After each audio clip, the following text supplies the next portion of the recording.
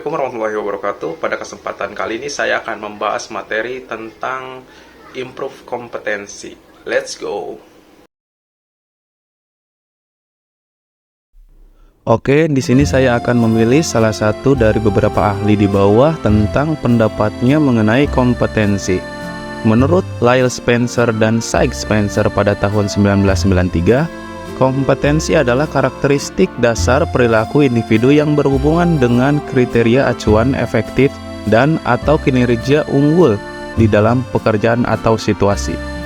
Jadi, improve kompetensi adalah suatu usaha untuk mengembangkan kemampuan dan pengetahuan dalam mengelola inovasi di berbagai bidang. Dalam konteks ini, kompetensi merujuk pada keterampilan, pemahaman, dan keahlian yang dibutuhkan untuk mengelola proses inovasi yang efektif. Tujuannya adalah untuk meningkatkan kapasitas individu atau organisasi dalam menciptakan, mengelola, dan mengimplementasikan inovasi yang sukses. Jadi, mari kita mulai pembahasan tentang peningkatan kompetensi.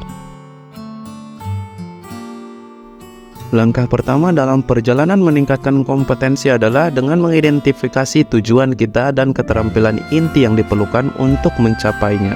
Nah, pertanyaan penting yang perlu kita tanyakan pada diri sendiri adalah, apa tujuan jangka panjang saya dan keterampilan apa yang perlu saya kuasai untuk mencapai tujuan tersebut.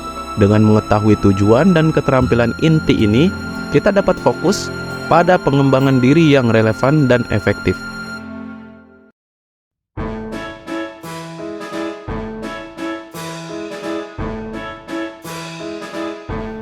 Yang kedua, menggali sumber belajar yang tepat.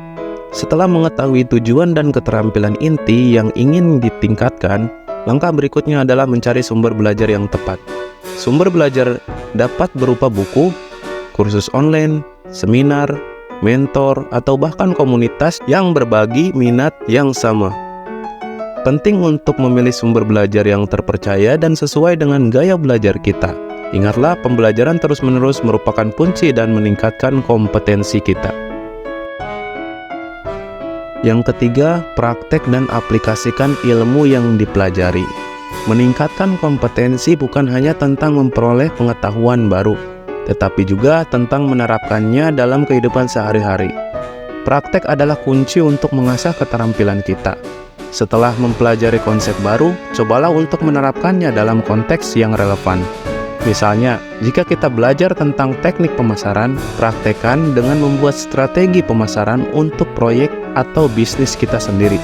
Semakin sering kita berlatih, maka kemampuan yang kita pelajari akan semakin baik.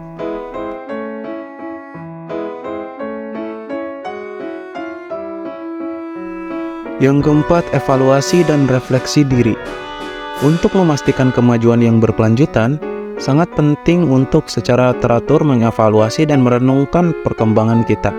Pertanyaan-pertanyaan yang perlu kita tanyakan adalah, apakah ada kemajuan yang saya capai dan apa yang perlu saya perbaiki atau tingkatkan?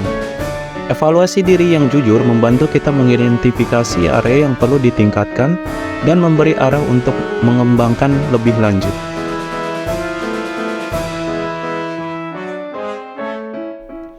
Dan yang terakhir adalah jangan takut untuk keluar dari zona nyaman.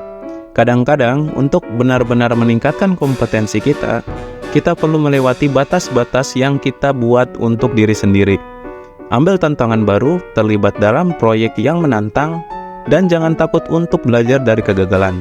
Kesempatan untuk tumbuh terletak di luar zona nyaman kita. Nah, itu dia 5 langkah penting untuk meningkatkan kompetensi kita. Ingatlah, proses ini adalah perjalanan yang berkelanjutan. Tidak ada batas untuk peningkatan diri. Jadi, mari kita berkomitmen untuk terus belajar, berlatih, dan berkembang. Mungkin cukup sekian pada video kali ini. See you next video. Bye.